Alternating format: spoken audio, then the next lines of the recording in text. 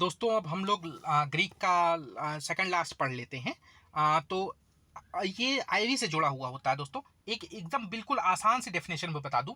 Ivy में अगर 1% का चेंज होगा तो वेगा में भी चेंज होगा, और वेगा में जो चेंज होगा वो हमारा प्रीमियम कितना चेंज होगा ये हमें वेगा दिखाता है।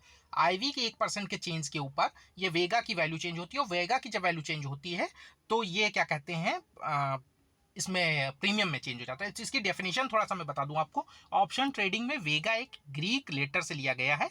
तो ये हो गया जो कि ऑप्शन के प्राइस की वॉलेटिलिटी का रेट ऑफ चेंज कितना है बताता है। वेगा ऑप्शन की सेंसिटिविटी को मेजर करता है, यानी कि ऑप्शन की प्राइस में किस तरह के चेंजेस होंगे अंडरलाइन एसेट के वॉलेटाइल के चेंजेस के हिसाब से, यानी आईवी के बढ़ने घटने के हिसाब से ऑप्शन की प्रीमियम कितना चेंज होंगे ये वेगा बताता है। ऑप्शन के प्राइस की वॉलेटिलिटी को इंक्रीज करने से ऑप्शन के प्राइस भी इंक्रीज होते हैं। वॉलेटिलिटी जितना बढ़ती है उतना प्राइस भी जो है बढ़ता घटता है उसी के हिसाब से।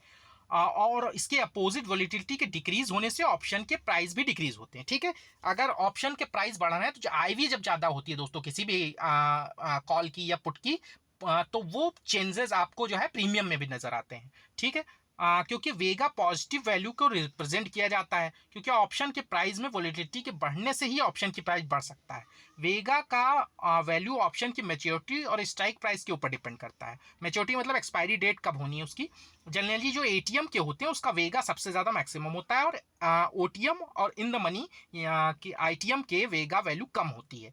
जब मैच्योरिटी यानी एक्सपायरी डेट नज़दीक होती है तो वेगा की वैल्यू भी ज़्यादा हो जाती है, क्योंकि अंडरलाइंग एसेट के वॉलेटिलिटी का स्मॉल चेंजेस भी ऑप्शन के प्राइस में असर डालता है।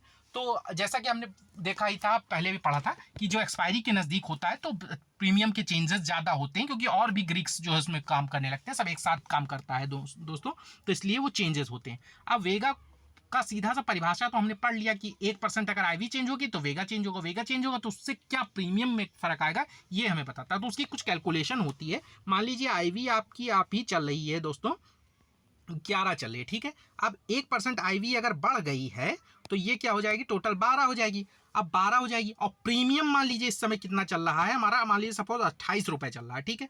और वेगा क्या चल रहा है हमारा 4 चल रहा है। तो 1% जब वहां बढ़ा तो और वेगा जो भी चेंज हुआ 1% बढ़ने से, तो वेगा क्या हो गया, 4 हो गया। तो जो प्रीमियम है 28 रुपए और प्लस ये 4 जो होगा वेगा वाला वो उसमें जुड़ जाएगा, तो आपका 32 रुपए प्रीमियम हो जाएगा। वेगा की वैल्यू आप ऑप्शन चेन में देख सकते हैं, आईवी और ये सब जितनी चीजें हैं वो सब चीजें ऑप्शन चेन में आप देख सकते हैं, आईवी वगैरह सब कुछ। तो उसमें, और अगर मान लीजिए सपोज ये जो आपकी आईवी 11 रुपए थी, मान लीजिए उसमें 1% 11 का जो है माइनस कर देते हैं, ये जो है आपका जो प्लस वाला है ये हो जाता है माइनस, ठीक है।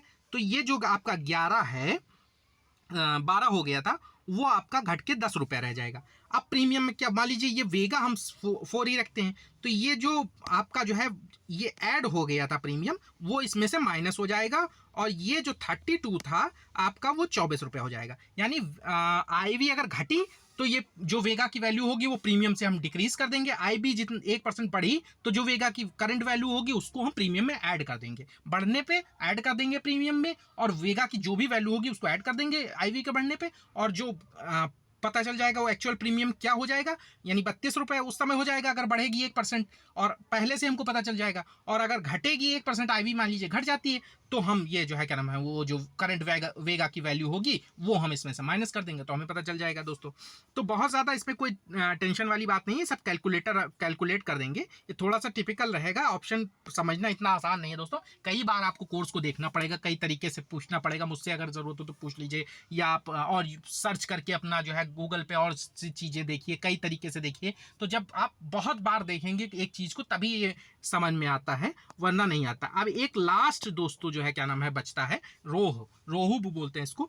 तो रोहू में क्या होता है कि जब इंटरेस्ट रेट आपकी जो है बढ़ती है, इंटरेस्ट रेट चेंज होती है, तो तो ये क्या कहते हैं, रोहू में चेंजेस आते हैं, और इंटरेस्ट रेट घटती है तो रोहू में चेंज आते हैं। तो ये डेली होता नहीं, क्योंकि इंटरेस्ट रेट बढ़ना घटा इस टाइम तो फेड बढ़ा रहा है, लेकिन जब ये डेली का कोई नहीं होता है तो ये अपना वो बहुत ज़्यादा इससे चेंज प्रीमियम पे नहीं आते, थोड़ा बहुत 19-20 का अंतर आता है तो वो चल जाता है उतना। जो है क्या नाम है, हम लोग जो कैलकुलेटर होते हैं उसमें अपने आप बाय डिफॉल्ट जो आपका ब्रोकर है वो दे देगा रोहू की करंट वैल्यू। तो इसको हमको बहुत ज़्यादा इसमें कोई डीप जाने की जरूरत नहीं है। वेगा और गामा, वेगा, थीटा, और सबसे मेन जो इसमें है वो आपका रहता है डेल्टा और थीटा। थीटा जो है आपका जो है ऑप्शन बायर के लिए खतरा है, ये हमेशा याद रखिएगा। और डेल्टा आपका दोस्त है हमेशा ऑप्शन बायर के लिए, ये याद रखिएगा। डेल्टा जो पॉजिटिव है उसको आप लीजिएगा, डेल्टा निगेटिव को मत लीजिएगा। और अगर आपको बेचना है तो डेल्टा निगेटिव को बेचिए, यानी कम डेल्टा वाले को बेचिए, और थीटा वाला जो हाई है उसको बेचिए। तो इस तरह से लगभग ऑप्शन के ग्रीक्स हमने कंप्लीट कर लिए हैं। एक इंडिया विक्स का ऑप्शन बचता है, वो मैं अगले एपिसोड में बता देता हूँ। तो अब लगभग ऑप्शन का सब कुछ